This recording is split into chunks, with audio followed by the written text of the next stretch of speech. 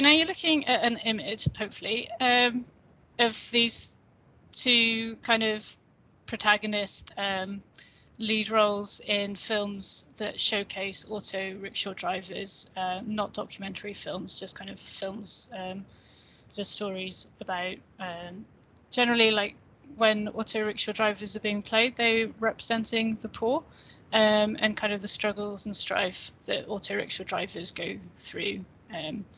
So yeah, why I wanted to choose to make a film, or why I got the idea to make a film, was that this meant so much to the auto rickshaw drivers that I was working with, and I wanted to create something that they felt was relevant to them and that resonated with them and their culture.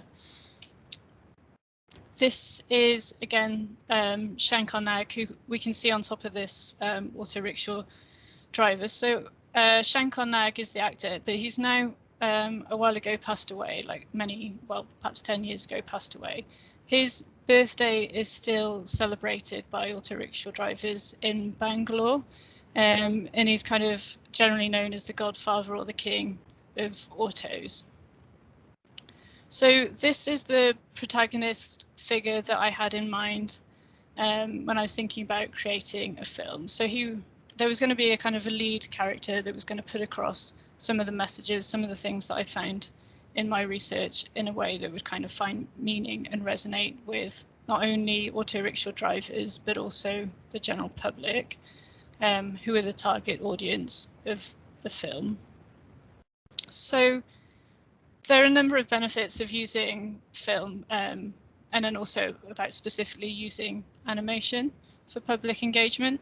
So I think it gives the ability to reach a wide audience, and sometimes it can be useful for perhaps engaging with audiences that don't necessarily fully access written material, or they may have issues in attending a public space where you may otherwise do a public engagement activity.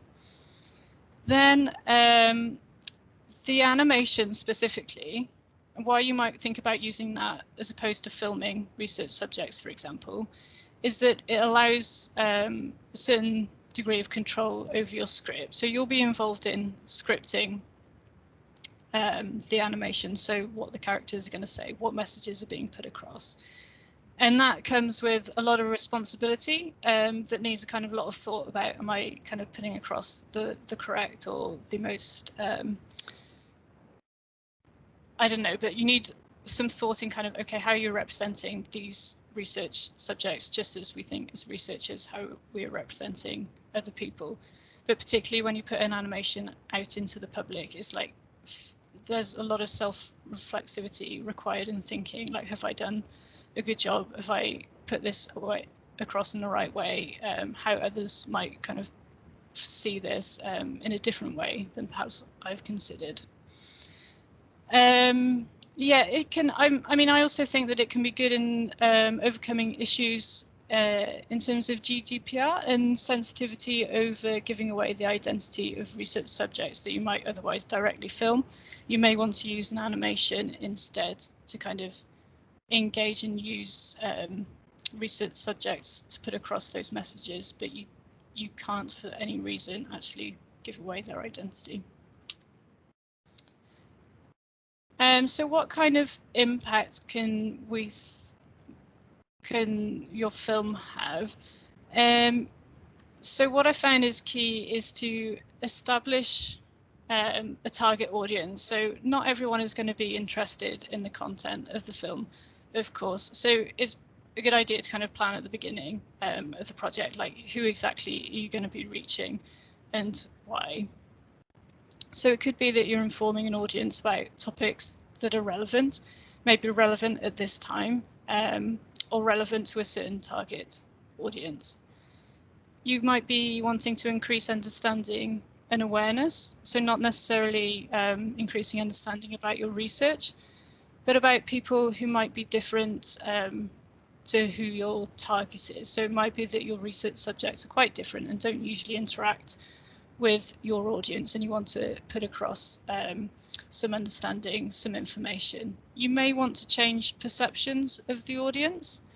about research subjects or a research topic or an idea. And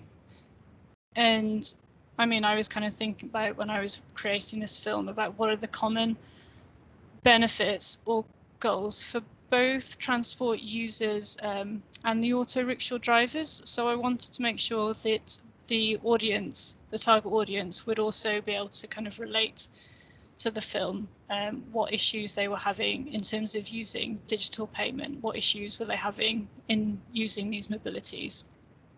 And then on the driver's side, so that they wouldn't completely reject the film, to also represent their issues. So I had to find a balance in representing problems and interests and finding commonality in those areas. I think film can improve communication between different groups of people where potentially there's a lack of understanding. For me, in my case study, it was partly to do with language. So a lot of transport users who are booking auto rickshaws, they may be English speakers, whereas drivers are almost always local Canada speakers. And sometimes they don't easily put across what are their issues, what are their needs, and that can lead to kind of the tensions that this film is trying to kind of inform the public about and slightly to kind of overcome some of those tensions, to slightly kind of dissipate them. And thinking about publicity for your research, that is an impact that I think film can have, but it shouldn't be the priority. It shouldn't really determine what the film is about. So that's something that can come about as a kind of a side objective for you. And so I mean, creating plans for impact that your film might have and evaluating it is something that you might want to consider before you kind of begin thinking about what's going to be the content of a film.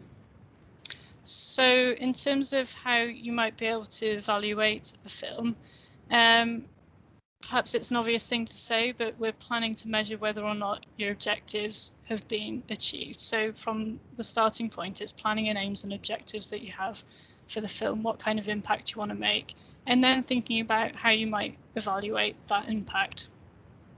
So for me, I was thinking about how effective the film was at changing perspectives and imparting knowledge to the audience. And I decided to go for a pre and post film survey, taking in quite a small sample. So I think in the end I had about 33 responses and slightly fewer for the second survey. So there's a little bit of issue in terms of undertaking 2 surveys, but I still think it was worthwhile in terms of being able to analyse the before and the after watching of the film to kind of get a sense of how perceptions have changed or how knowledge has kind of been imparted to the audience. And those are the kind of questions that you want to ask to kind of bring out those opportunities for analysis after you've taken the survey. So it's asking questions that might gauge perception or knowledge change. So I was trying to find out what the audience knew already about issues that auto rickshaw drivers have in digital payments and digital platforms, and then what they thought that they knew after. And also similarly with the perceptions, what were they like before? What were the perceptions of auto rickshaw drivers and how had they changed after the film? And then there's kind of questions that relate more about the quality of the film, how it was received. Was it engaging? Was it informative? And I wanted to find out if they thought that it was too slow and not engaging. Then there's a question of measuring the reach of the film. So once you've kind of trialed that with a sample audience, you kind of get a feel of how successful was the film in changing perceptions or imparting knowledge. And then you can kind of cautiously kind of think about, okay, well, if it's done that amongst a small number of people, it may be able to do this amongst a wider audience. And then it's reporting the number of views you've got on a film. And also you can, I think, look on YouTube analytics about the average length of time that people have viewed the film. And just to give you one sample of one of the questions I asked in the evaluation. It was an open-ended question, where I asked people to cite issues that the audience think that drivers face before and after watching the film. So we get a sense of how people's knowledge about the issues faced have changed. So we can see that viewers have gained more knowledge about the income and financial difficulty of drivers. There's more understanding now of the barriers of using digital technologies, and it was particularly digital payment, although there was a lot of awareness already of digital platforms, less so digital payment. There was a little bit of change here in people before the film thinking that customers were quite problematic for auto rickshaw drivers. That kind of, surprisingly for me, sort of reduced slightly, and there may be a bit of dissipation of the kind of thoughts about conflicts in these sort of payment and digital technology scenarios. And then we see others. So health and pollution has actually changed to be less relevant because health and pollution wasn't a topic that was included in the film. So that kind of gives an idea about the impact that film can have. So what the audience is viewing in the film is kind of what they're thinking about afterwards. And if they're thinking about something before, then it can change slightly afterwards.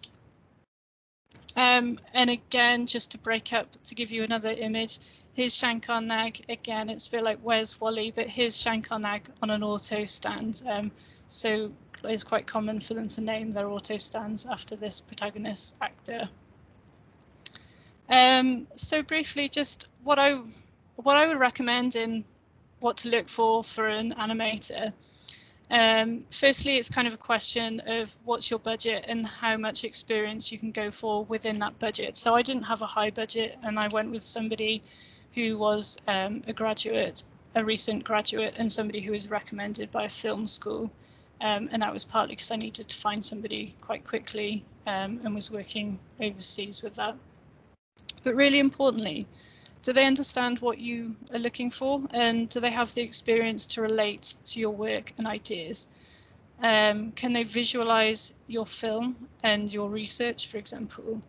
Or do you need somebody from that context? For me, it was really quite important that I had somebody from India who was aware not so much of the issues, but that was a benefit of transport operators, but that they were able to kind of visualize and communicate that, so they knew how they moved, they knew the Indian city kind of context, they could represent that in a film. It's worth checking, do they have time to finish the work to a standard of your expectation? And you really are going to be looking at the portfolio of work and just ask yourself, do you like their style? So different animators have very different styles, as I'm sure you're aware. So, but does the artwork kind of resonate with the story that you want to tell? Does it kind of communicate well the ideas? So some styles might be more relevant for your film than others.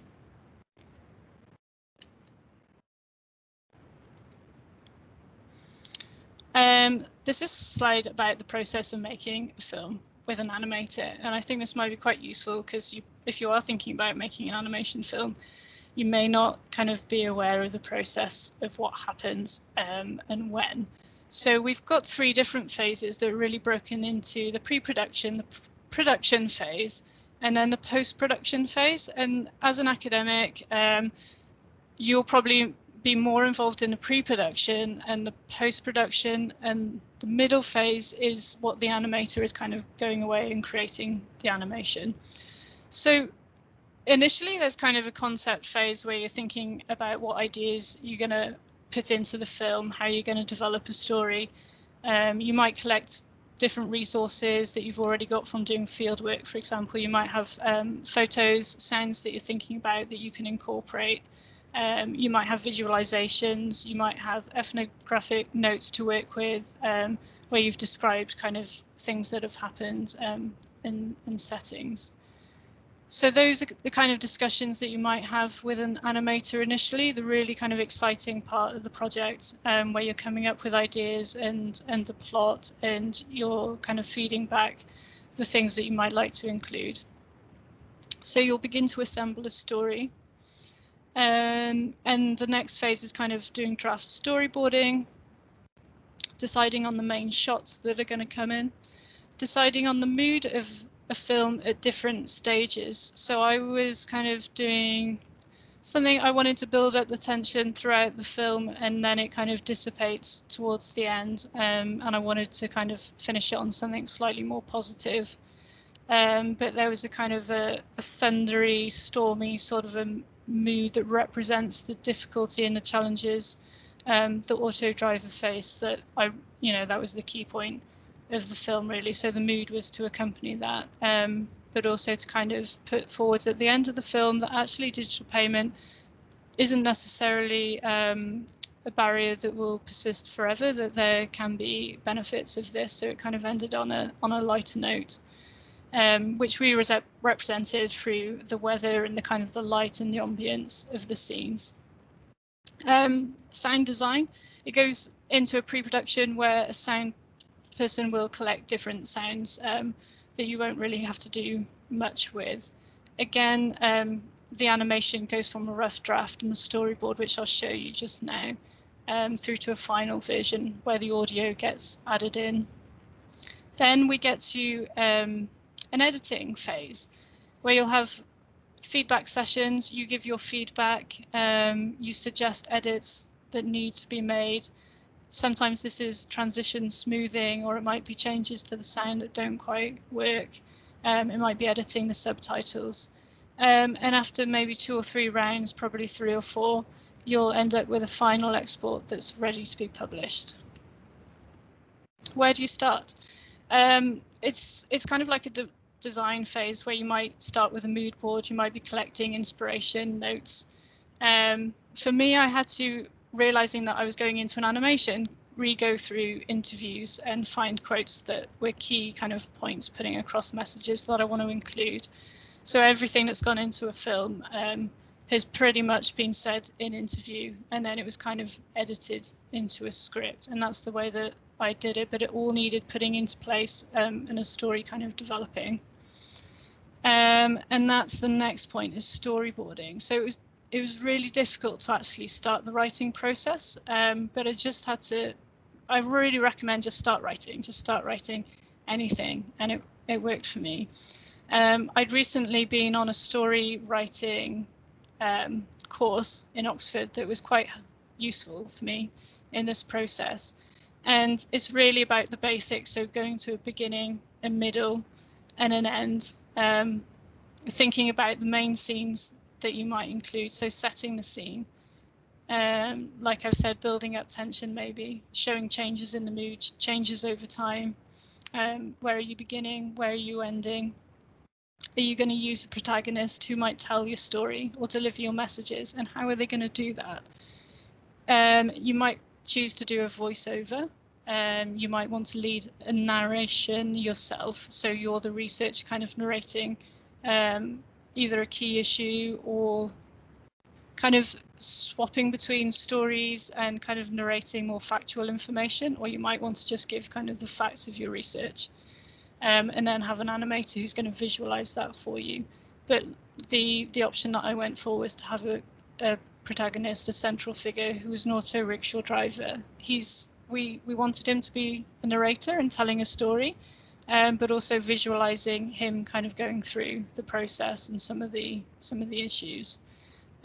So we put him into a cafe where he was being recorded and is telling his story. And there were also ideas about perhaps he could be writing a letter to a government official, for example, or he could have been speaking to a member of the public in a cafe, but it was just a way of narrating his story.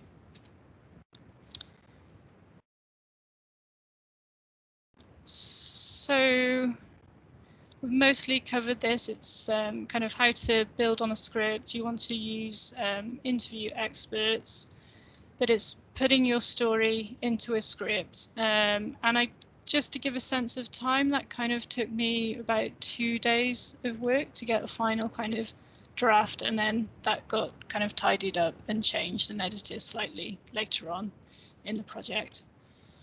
but just get something down, edit it, move it around. It's really useful to read out loud your script because you get an idea of how it's actually sounding, and perhaps get somebody else to listen and give feedback on your script and kind of your story ideas. You finalize that script and then you'll give it back to your animator. But yeah, don't worry, in the drafting phase, there's plenty of time later to kind of edit and cut things out. So these are the storyboards that the animator came up with. They're really, really lovely, really quality drawings and artwork. So they pick out the key scenes with you and kind of come up with backgrounds, and they're really like envisaging what's it going to look like. Those later on get animated, so they become moving shots and moving frames, but these are the key frames that get set out.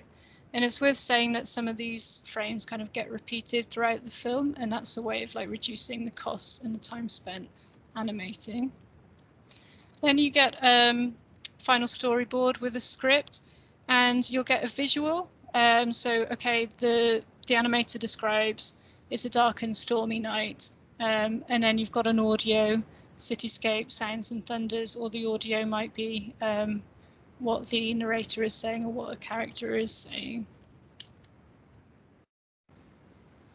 In terms of editing and directing, it's likely that you'll be actually directing the film, and that was kind of a surprise to me. I didn't realise how involved I was going to be in this project at all, and that's partly come about through the animation kind of scripting process. But there might be scenes that kind of feel a bit awkward or inappropriate, things that you didn't expect, that the animator is also coming up with their ideas from their experiences, and they may need directing.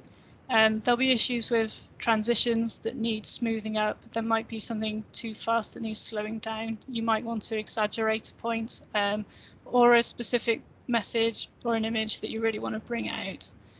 You've got the pace of the film as well, like so sometimes it might be moving too slowly, and it's a case of kind of cutting back on some of the scenes. You can comment on the background and audio. I wasn't happy with some of the audio sounds that were coming in, so asked for those to be removed. Using subtitles is something that takes a little bit of time, and you'll need to advise on what needs subtitling so it can be fully accessible to various audiences, but it might be subtitling for exclamation marks, exclamation expressions, or background sounds. And then the animator will go away and edit and come back with a more final version. So just to kind of finish off, I just thought it'd be useful to share some of the challenges that I had in the project, and trust me, there were many, and some of the lessons that I learned. So the main challenges that came up for me, obviously, were working through COVID, which has kind of brought up things in terms of the project's delivery and dissemination. There was an issue in the middle of the project where the animator completely disappeared on me, and the communication really broke down, and it was because he was employing and recruited another student who was animating, which was fine, and he asked my permission to do this, and I was happy to go ahead with that, but he didn't deliver the work on time, and there were delays, and the kind of communication broke down. So look for somebody who is going to professionally kind of maintain communication throughout. Get realistic ideas about what you can do with the budget. So with our lack of experience, it's difficult to know what you can achieve in the budget that you've got, but you'll want a discussion around the quality of animation and kind of the amount of movements that can happen.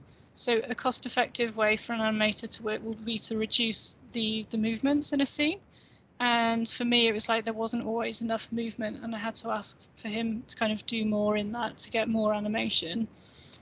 Things otherwise were looking a bit jolty, not really flowing. So that's something that you really want initial discussions about expectations. And just to request updates really frequently. You'll have to do a lot of project managing, but it depends on the animator. And I think if somebody is more professional with more experience, that won't be so much of an issue. set target dates and deadlines, but allow for a lot of contingency space, because the final tuning, the final edits, they do take time and allow for some delays in production within what you can do within the scope of your project. So we just had a year's project time, but that got extending because of the COVID lockdowns. In terms of dissemination and publicity, so it's worth researching a bit where you can publicize and how before you get to the final publication kind of phase. For example, are there any research influencers or outlets that with large and relevant followers online, for example? Are there community groups that you can reach out to share your film with or to engage with your film? And that also helps in terms of gathering feedback. There might be forums, there might be Google groups that you can share, or you might find key kind of public figures or institutions that have got large followers online where you can share a film. It might be worth me saying that the dissemination plan initially was that the auto rickshaw drivers would have a QR code that they could stick into their vehicle and they could ask passengers to watch this film. If ever somebody was interested or engaged, or if ever a difficulty or a tension or conflict arose with a passenger, they might want to communicate what they were going through, what their issues are, what their needs are in terms of technologies, that they could then point a customer towards their film. With the COVID lockdown, that hasn't been possible so far, although it might be later, but that was a really good idea that somebody else brought to me of how to disseminate a film, but also engaging some of the people that I was working with in my research. Is it possible to get a review from a source that's well followed? So in terms of getting films out there, that's one way of doing it, is to kind of, there's online communities where you get kind of culture reviews, or it might be local media that are able to kind of put a film review out for you, to try and create a bit of a buzz around your film. So kind of going with a large dissemination push, plan for a push using your networks and other people's networks. But also it's worth saying that you can submit the film to different awards. So the animator in India has been submitting our film online with the hope that it might receive an international award. But even if it doesn't receive an award, it's worth doing because it gets your film out and it publicises the film for a wider audience. If it's lucky enough to get a film award, then great, because I think people are quite likely to watch a film that has an award that's recognised as being a quality film, as opposed to just kind of getting a link for a random thing. So it's worth saying that there's a UKRI research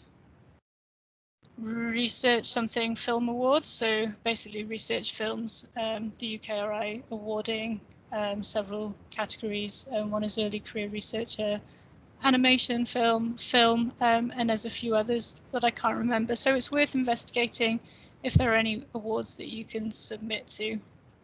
So that concludes my slides. I'll stop sharing the screen.